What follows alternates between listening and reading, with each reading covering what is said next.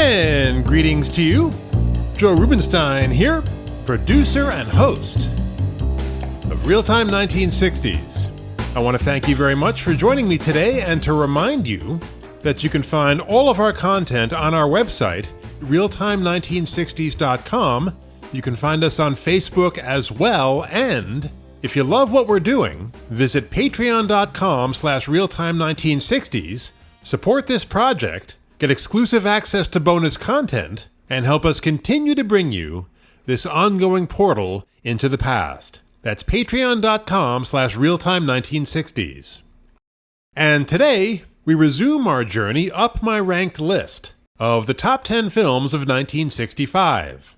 On 2 previous episodes, we covered films 10 and 9, The Sons of Katie Elder and Pierrot Le Fou. And today, we move on to film number 8. So without further ado, Best of 65 at the movies, right now.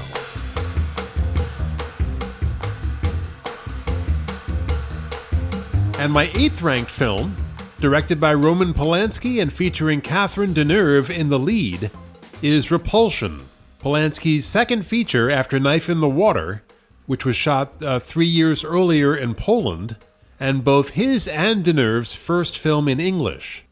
Polanski spoke pretty good French and was thus able to communicate with his lead performer. Repulsion, a psychological thriller scripted by Polanski and then collaborator Gerard Brock, was filmed in West London in the summer of '64, and it was inspired by a young woman that both Polanski and Brock had known in Paris, who had appeared normal to them at first, as Carole Ledoux, the Deneuve character first seems to us, but who they later learned was schizophrenic.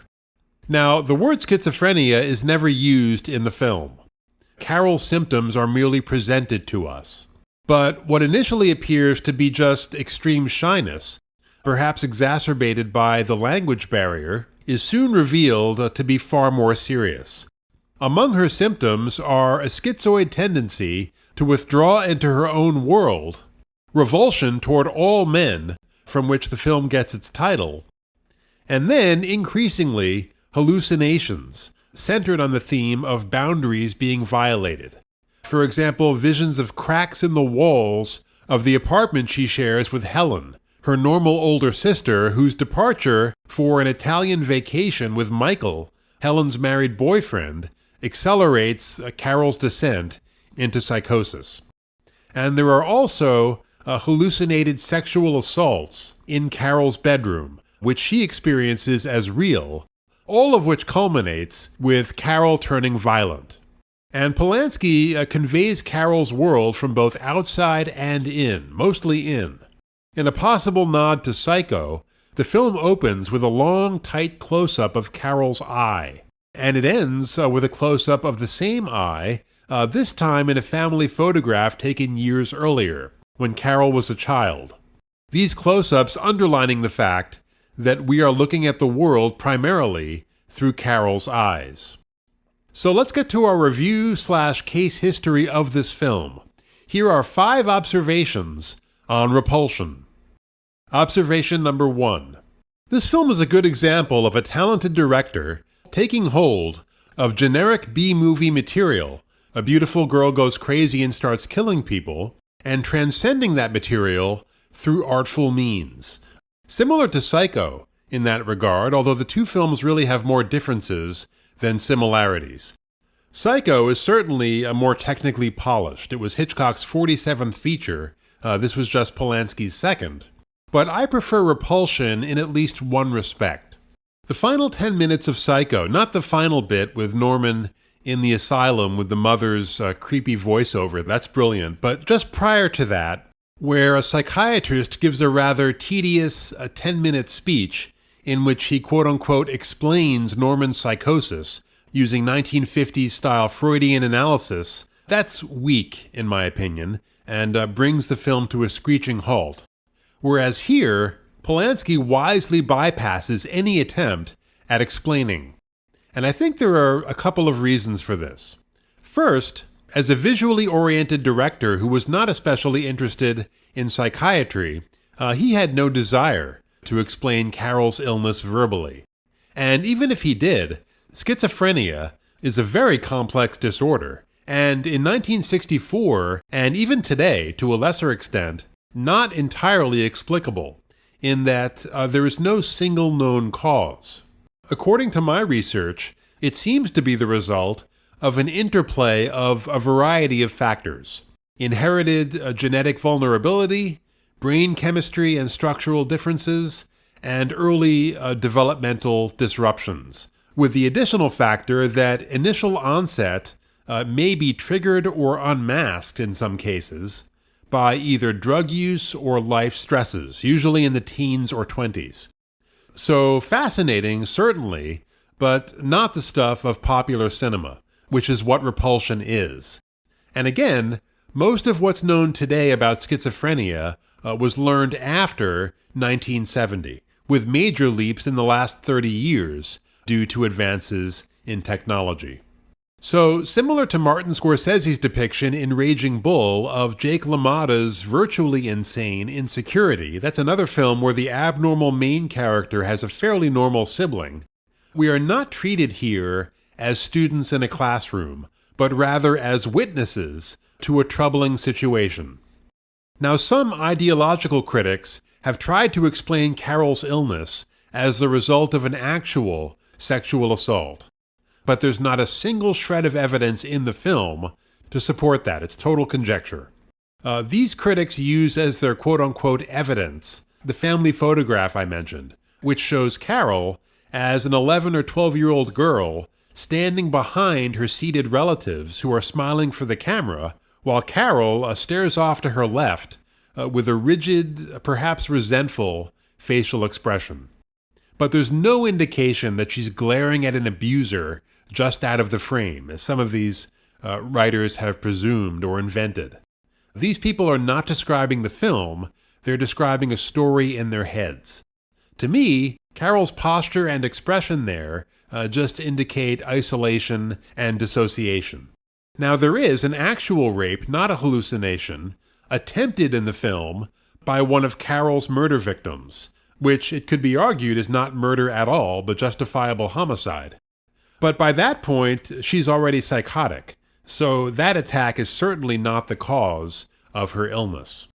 Now, I mentioned artful means. Polanski excels, here and even more so in Rosemary's Baby, for which this was almost a training film, at making the normal seem abnormal and the mundane seem grotesque or threatening. For example, after the striking opening credit sequence designed by Maurice Binder, who also did Psycho, by the way, the film opens with a beautifully composed shot of an older woman's hand being held by a young woman's hand.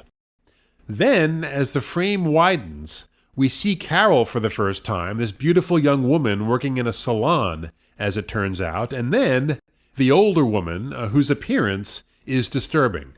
First of all, she has odd-looking cotton pads covering both eyes, I guess to protect them from whatever facial product is being applied, which looks like some sort of drying cosmetic mask, probably clay or plaster-based.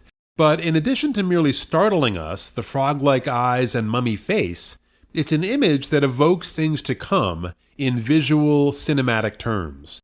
That cracked texture of the plaster foreshadows what will happen, what's already happening, to Carol's brain. And that motif of cracks persists. First, Carol is obsessed by a crack in the sidewalk during her walk home from the salon, stopping to stare at it as pedestrians mill around her. And then, as I said, there are the hallucinated cracks in the walls of her apartment, culminating in a surreal shot late in the film of hands reaching through these cracks to grab and fondle her. All of which makes it abundantly clear that with her sick brain there is no sanctuary for Carol. Not at work, not in the street, not in her apartment, not in her bed. She is never safe, always besieged. And there are other artful touches as well, visual and sonic, that reveal the emerging master director. Most famously, there's the uncooked rabbit that looks disturbingly like a fetus, which Carol's sister Helen had not had time to prepare before running off to Italy. which is then removed from the refrigerator by Carol but not cooked, and so begins to rot as the uncooked potatoes on the counter sprout grotesquely. Polanski had wanted to use a real rotting rabbit, and he did actually, to begin with, without announcing his master plan, but the aroma was so intense and the carcass drew so many flies that the crew finally revolted and a prop was fabricated. And I mentioned sonically, the soundtrack features a number of touches which resurface in Rosemary's Baby. The ticking clock, the heightened volume of various bells and buzzers, and then the withdrawal of sound at times is very effective. For example, during the imaginary sexual assaults, Carol's screams are silent, and thus made more dreamlike and disturbing, magnifying her helplessness. Okay, observation 2. Catherine Deneuve, just 20 when Repulsion was filmed, is phenomenal. With the assistance of Polanski, whose first professional work in cinema was that of an actor, she delivers an honest, fully integrated portrayal of a character with whom she really had little in common, other than maybe a basic shyness. Not a star at this point, her only 2 lead roles prior to this were in a Roger Vadim film in '63, and then Umbrellas of Cherbourg, released a few months before she arrived in London to film Repulsion. But the collaborative nature of her performance you can clearly see in a wonderful bonus feature that comes with the Criterion edition of this film. A long clip from a French TV documentary from '64 on the making of this film, which shows director and actress discussing her performance and also features separate interviews with each of them. But many of her gestures in the film, including the sudden aggressive rubbing of her face or some other surface, as if she's wiping off a revolting stain or blemish. These were Polanski's suggestions, which he would act out for her and which she faithfully reproduced. The fact that Deneuve's English was fairly poor at this time actually serves her well here, heightening her alienation, as does her great beauty, which, far from a blessing for Carol, is in fact a curse, as male attention, the one thing she fears the most, is relentlessly showered upon her. But this role was a major breakthrough for Deneuve, which she has acknowledged throughout her life. It basically saved her from the fate of being just a glamorous sex symbol, proving to the world early that she could act, and paving the way for future roles in some really first-rate films like Belle de Jour and The Last Metro. Her English co-stars are good as well. Michael, the sister's married boyfriend, is played very effectively by Ian Hendry, who's also excellent in another 1965 film I'll be discussing later this year, The Hill, with Sean Connery. But Polanski had a problem with Hendry because the actor was a heavy drinker, and he would come back from lunch half-loaded, which affected not just his performance, but his physical appearance as well, creating continuity issues. So Polanski enlisted help in monitoring Hendry's lunch hours, and he also adjusted the schedule to shoot the actor's scenes earlier in the day. All right, moving on to observation 3. In addition to the elevation of B-movie material, Repulsion is also an example of a director doing more with less, which was certainly nothing new for Polanski.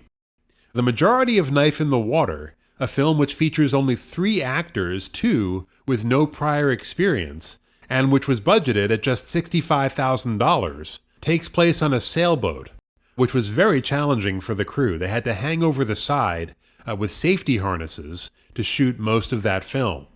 But once Polanski and Brock had completed the script for Repulsion, they approached several major studios, all of which passed. So finally, they brought the script to Compton Films, a modest British-based studio known mostly for softcore exploitation films with titles like That Kind of Girl. And Compton, assuming this would be that kind of film, made the deal, but was soon surprised and alarmed when Polanski, about whom the producers knew virtually nothing, turned out to be an actual artist, not a genre hack, and was more than willing to go over time and over budget to get things right. So there were conflicts over things like, how many hands would come through the wall to grab Carol. Polanski wanted, I think, 24, but this was cut down to save money on extras. But overall, it worked out well for both sides.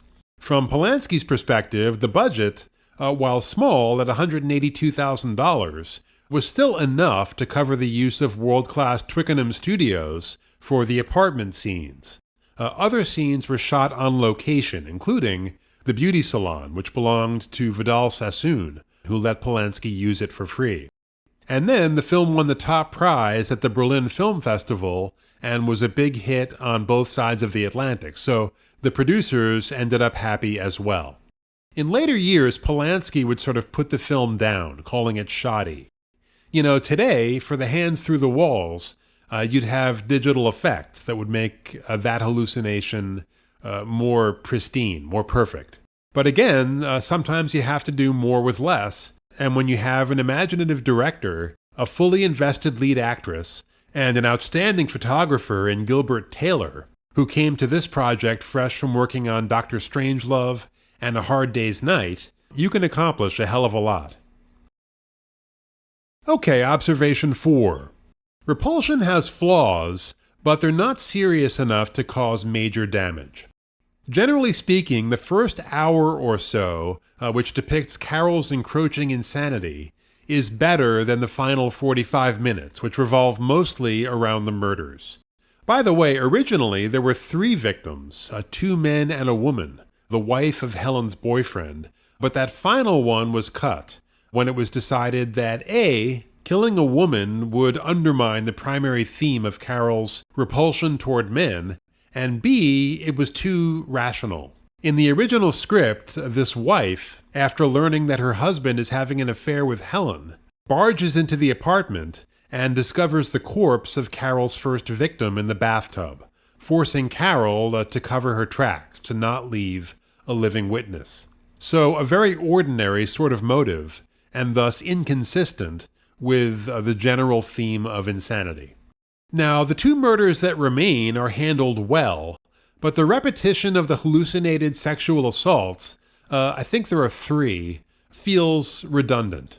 I do think that Polanski and Brock maybe should have come up with some sort of variant hallucinations and cut these imagined sexual assaults down to 1, or maybe varied the second and third somehow. They're all too similar. Another sort of general flaw is the story is very minimal. In fact, it's more of a situation than a story. Keep in mind, Polanski had made far more shorts at this point than features, so he may have underestimated how much story he needed for a feature-length film. So given this narrative simplicity, he could have cut 10 minutes or so without losing anything and lowered the risk of potential tedium. And finally, and this is a personal pet peeve, many of the scenes were filmed without sound, which was dubbed in later. And I always catch where the lips don't match up with the dialogue we hear, so that becomes a distraction for me. Okay, final observation, number 5. Despite Polanski's later mixed feelings about Repulsion, it was arguably the major breakthrough for him as a director. Maybe not artistically, but career-wise, and led, after a couple of lesser films produced in England, to his arrival and success in Hollywood with Rosemary's Baby in 1968. Knife in the Water had certainly put him on the map, winning a big prize at the Venice Film Festival in '62, an Oscar nomination in '63, and the additional good fortune of free publicity by Time magazine, which, in a cover story about Polish cinema in '63, had put a still from Knife in the Water on the cover. But Repulsion expanded the map, winning rave reviews on both sides of the Atlantic, 2 major prizes at the Berlin Film Festival, and the commercial success that Polanski and Brock had been shooting for.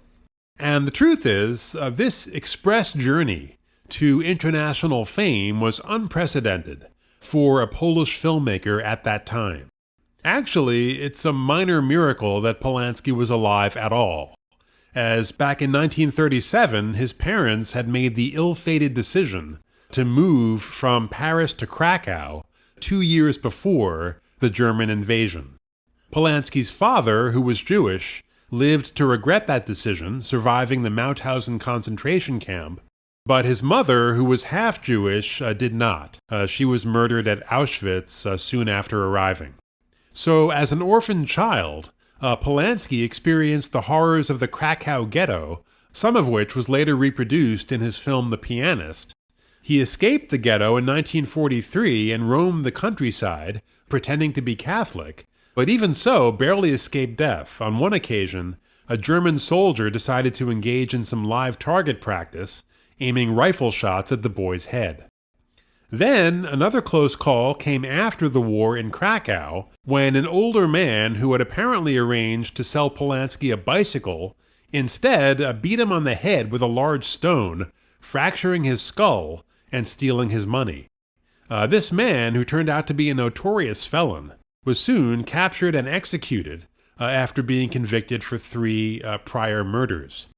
So, when you consider these early life experiences, it becomes a little more clear how navigating a film shoot in England while barely speaking the language might have seemed substantially less daunting.